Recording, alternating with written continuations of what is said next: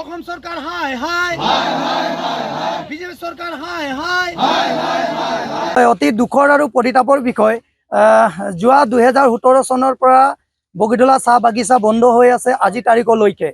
আৰু আপোনালোকে দেখিছে যে বগীতলা চাহ বাগিচা গোটেই অৰণ্যলৈ পৰিণত হৈছে আৰু ইয়াত বন্যহস্তীৰ অৱস্থানলৈ ৰূপান্তৰিত হৈছে। তাৰ পিছতো যোৱাকালি সদনত পূৰ্বৰ চৰম মন্ত্ৰী সঞ্জয় কিষাণ ডাঙৰীয়াই বৰ্তমানৰ চৰম মন্ত্ৰী ৰামেশ্বৰ তেলীক প্ৰশ্ন কৰিছিল যে অসমত কেইখন চাহ বাগিচা বন্ধ হৈ আছে, কেইখন চাহ বাগিচা লক আউট হৈ আছে আৰু সেই চাহ বাগিচাৰ সমূহৰ চাহ শ্ৰমিকৰ অৱস্থা কি পৰ্যায়ত আছে।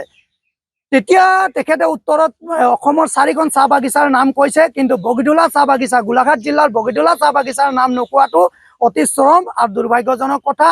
আৰু আমাৰ এই বগীতলা চাহ বাগিচা চাহ শ্ৰমিকক অপমান কৰিছে ৰামেশ্বৰ তেলী ডাঙৰীয়াই। আৰু এই বিষয়টোক লৈ পেলাই আমি তীব্ৰ ভাষাৰে গৰিহণা জনাইছোঁ আৰু ধিক্কাৰ জনাইছোঁ ৰামেশ্বৰ তেলীক। আৰু ৰামেশ্বৰ তেলীক অতি শীঘ্ৰে এই বগীতলা চাহ বাগিচাৰ নামটো আজি তাৰিখৰ ভিতৰত সদনত উপস্থাপন কৰি পেলাই এই বগীতলা চাহ বাগিচাৰ স্থায়ী সমাধান কৰাৰ ব্যৱস্থা গ্ৰহণ কৰিবৰ কাৰণে আমি অসম চাহ জনজাতীয় ছাত্ৰ সন্থা, খুমটাই শাখা আৰু বগীতলা চাহ বাগিচাৰ ৰাইজে দাবী জনাইছোঁ।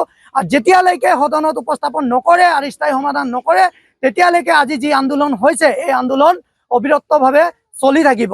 আৰু এই যি চৰম মন্ত্ৰীৰ নতুনকৈ দায়িত্ব গ্ৰহণ কৰিছে, ইয়াৰ পূৰ্বে তেখেতে ভাৰত চৰকাৰৰ কেন্দ্ৰীয় মন্ত্ৰীৰ দায়িত্বত আছিলে আৰু এজন মন্ত্ৰীৰ দায়িত্ব থকাৰ পিছত ইমান চৰম আৰু কাণ্ড জ্ঞান আৰু জ্ঞান নথকা মন্ত্ৰী ৰামেশ্বৰ তেলী তেখেতে যদি অসমৰ এখন চাহ বাগিচা যি 8 বছৰ দিন ধৰি বন্ধ হৈ আছে সেই চাহ বাগিচাৰ বিষয় যদি নাজানে তাতকে দুৰ্ভাগ্যজনক কথা কি হ'ব পাৰে।